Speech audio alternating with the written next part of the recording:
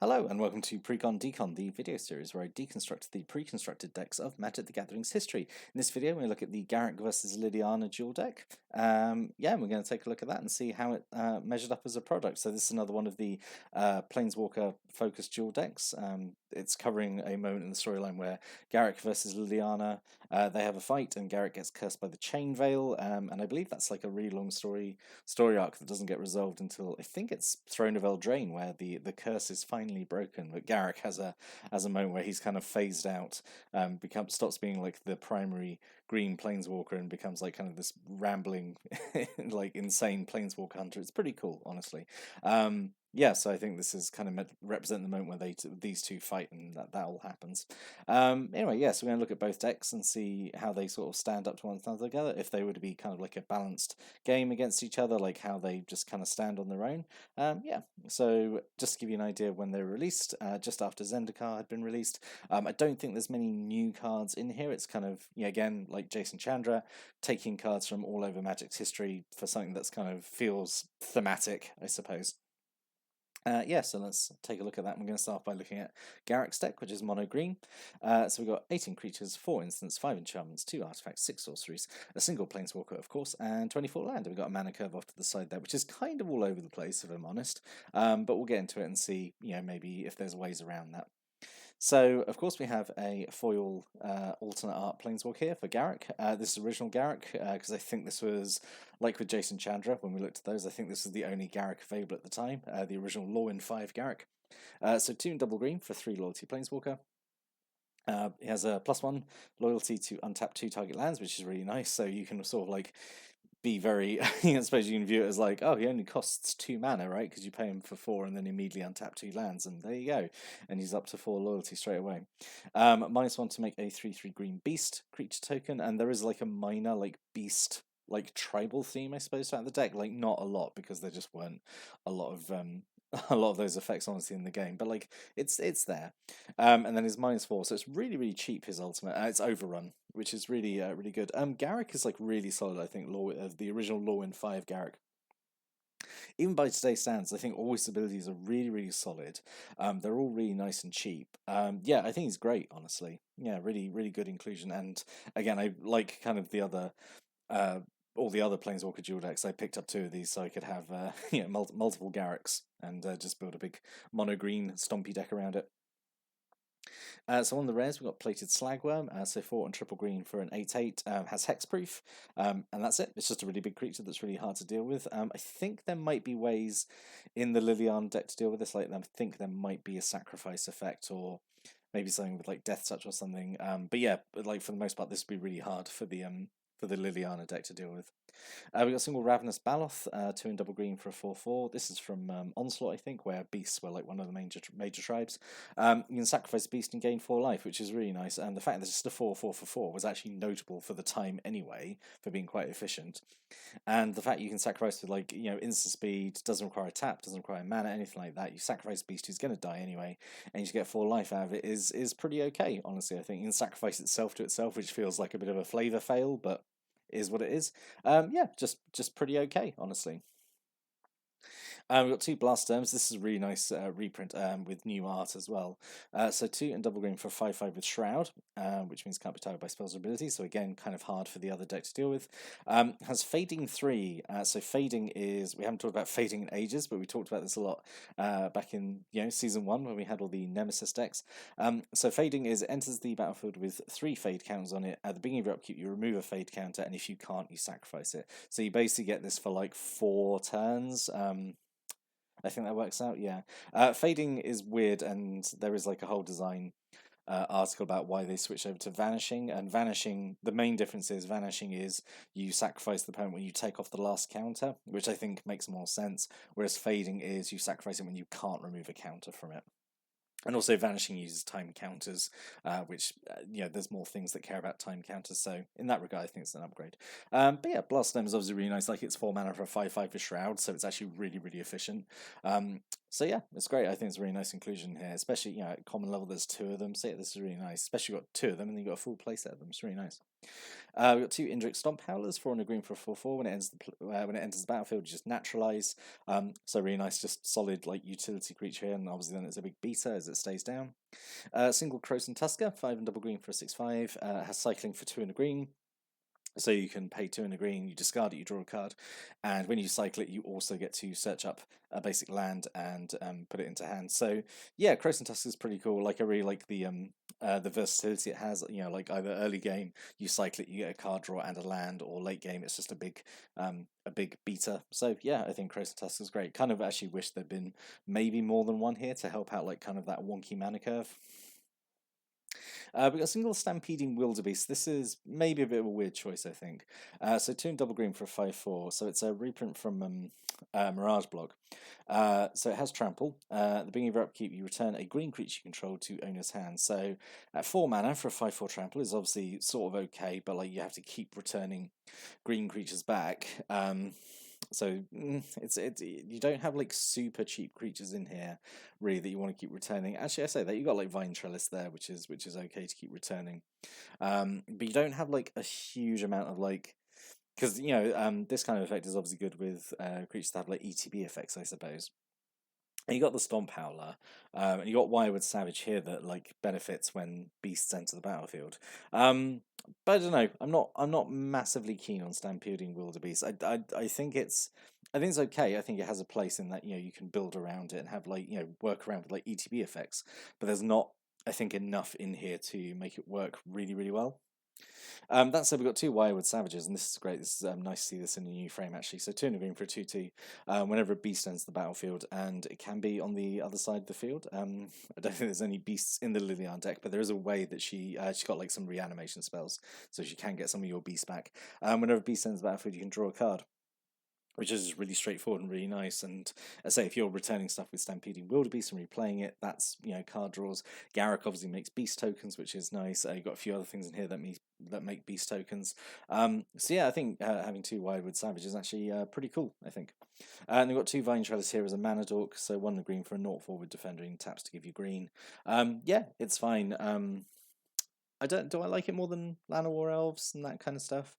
Llanowars at least come down like turn 1, you can use them straight away. This at least sticks around because it's a 0/4, I suppose, so it's kind of nice and beefy, so it can also block and survive. So yeah, I think it's bit of it's different cards for different situations, I suppose. But yeah, obviously this is one that's okay to return with Stampeding Wildebeest because it's fairly cheap. You just keep replaying it.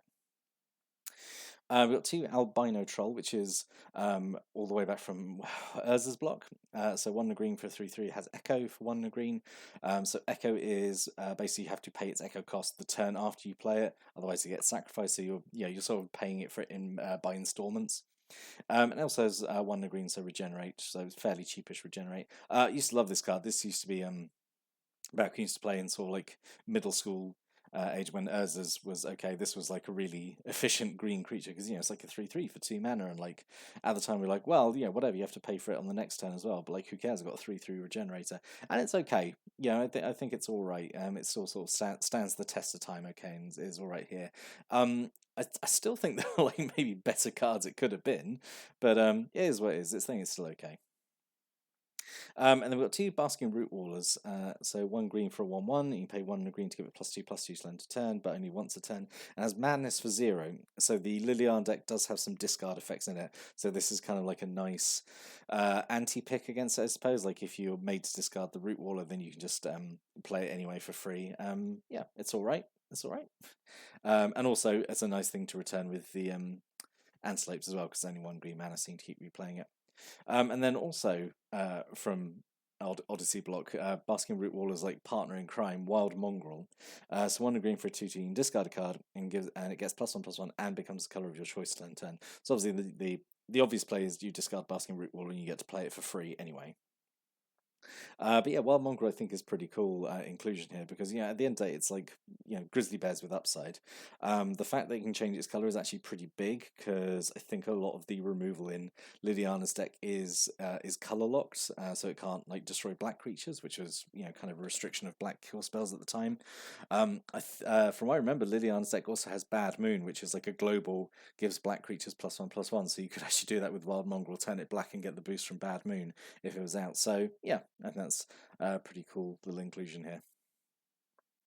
Right, and then non-creature spells. So we've got single beast attack, 2 and triple green. Instant speed, you make a 4/4 green beast, and it's got flashback for 2 and triple green, so you can cast it once from your graveyard, and then it gets exiled. So yeah, just another thing to make beast creature tokens. Yeah, it's okay. The fact it's instant speed is really nice, because then it's sort of like a combat trick. Then it's like just make a surprise blocker. So yeah, that's pretty nice. We've got 2 harmonizers with new artwork with Garruk on it here there. Just 2 and double green, just draw 3 cards, just very straightforward. I like it. And then we've got 2 Nature's Law, which was, I think this is the first time this got reprinted because it's originally like a portal card, I think. And it actually goes for quite a lot of money, like secondary market wise, because it's like 2 mana, you search a library for a forest and you put it onto the battlefield. So it doesn't have to be a basic forest, and the forest you get doesn't come in tapped, so it's actually kind of massive for certain formats, obviously, where you have like non-basic forests, like say like dual lands or something. It comes in untapped. So yeah, having 2 Nature's Law is really nice, and like to get them in the nice new frame, I think is really good. But yeah, card that goes for quite a bit of money. So it's really nice. There was 2 of them in here. We've got single Giant Growth. We all know what Giant Growth does. Single Invigorate. This was quite nice to include. So 2 and a green. If you control a forest rather than pay its mana cost, you can have an opponent gain 3 life to give a creature +4/+4. So you're sort of getting 1 ahead if you're think about it that way. But this is nice because this is from Mercadian Masks, and Liliana's deck has the black free spell from that. So it's nice they have a sort of a mirrored pair between the decks. So yeah, this is nice to include. I mean, it's just good to have like a free spell, like even as a pump spell, and like you don't really care if you're giving your opponent 3 life to give something +4/+4 out of nowhere, instant speed for no mana. It's pretty good. They got a single Overrun. Just in case you don't pop Garruk's ultimate, 2 and triple green to give everything +3/+3 and trample to end of turn. Obviously, if you can pop it off the same turn you do Garruk's ultimate, that's kind of overkill, but also hilarious. But yeah, just a really classic like green staple here. A single Rude Awakening, which I'm not, again, is like this feels like a weird choice to me. So 4 and a green, you choose one. You either untap all lands you control, or until end of turn, lands you control become 2/2 creatures that are still lands. It has Entwine for 2 and a green, which means if you pay the Entwine cost as an additional cost, you get to do both. Then you untap all your lands, and all your lands become 2/2 creatures, which obviously then is the synergy because you've tapped your lands to pay for the spell. So entwining it then untaps them all, and they're all 2/2s, and then can swing. This is okay. It doesn't feel. This is where I start getting like a bit like adherent to the theme, I suppose. It doesn't feel very Garruk to me. Like animating lands, that doesn't really gel with my take on him. I mean, it's still like it's an okay card. These effects that like turn all your lands into creatures and you can swing with them, and you've just suddenly got a bunch of attackers. Especially if you pop Garruk's ultimate in the same turn, that's really good because suddenly you've just got a whole bunch of extra bodies swinging in. It's okay, yeah, but it feels like a weird inclusion. I do feel like there was maybe something better and more maybe thematic that could be included. I don't know. I'd like to hear opinions on that one. And then following on from that, we've got another land animation, Genji of the Cedars. So 1 green mana, or it goes on a forest. You pay 2 mana to make the forest into a 4/4 spirit until end of turn. And when the forest is destroyed, the Genji of the Cedars goes back into your hand, so you can like cast it again, put it on another thing. It's an okay like turn 1 play, I suppose. I mean, realistically, you can't then swing with it until like turn 3, but it's okay. Like again, just animating a land into a 4/4 spirit is again, it's okay, but again, it doesn't feel very Garruk to me personally. And then this is just like a whole bunch of like really nice solid green cards. So a single elephant guide, so 2 and a green, aura goes on the creature, gives it +3/+3, and then when the creature dies, you make a 3/3 elephant token. This is just really, really solid. I really like this card. Actually, it's one of my it's an aura I really enjoy, because +3/+3 for 3 mana is, you know, perfectly fine. And then it's nice to have this extra insurance, because auras are usually like card disadvantage, because if you like lose the creature you've enchanted, then you're losing 2 cards normally. But this at least replaces itself with like a decently sized creature, so it's okay. We've got 2 Rancors, lovely, lovely Rancor. I think this is the first time in the new frame. It did get reprinted in M13, I think, but this is the first time in the new frame, I'm almost certain. So 1 green mana, aura goes on a creature, gives it +2/+0 on trample, and when Rancor is put into a graveyard from the battlefield, it just goes back to hand.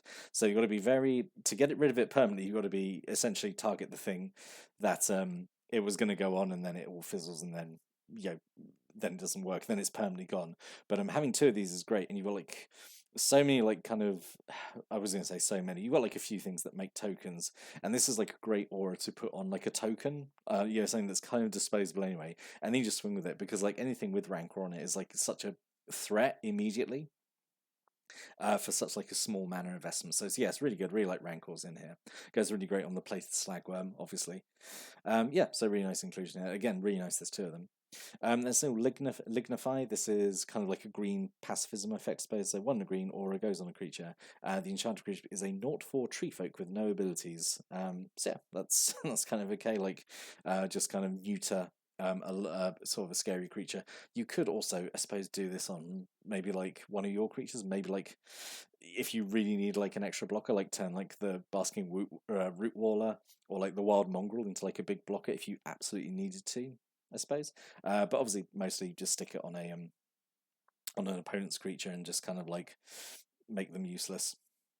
Then a single Windstorm, X and a green, does X damage to each creature with flying. The Liliana deck has a few flying creatures. This is like the only thing I think you've really got in here to deal with enemy flyers, so I think you should have just had some creatures with reach, honestly, but is what it is. It's all right. It's better to have this than nothing at all, I suppose.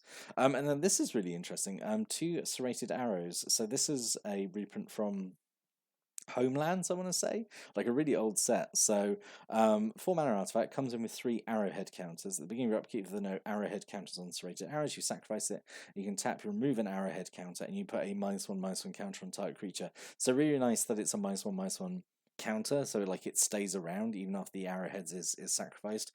So it is kind of slow, it is kind of dirtly, but it's a sort of like indirect form of removal, which is okay. And like this is before green is getting like fight effects or anything like this, so it's kind of like the best we can deal with, honestly.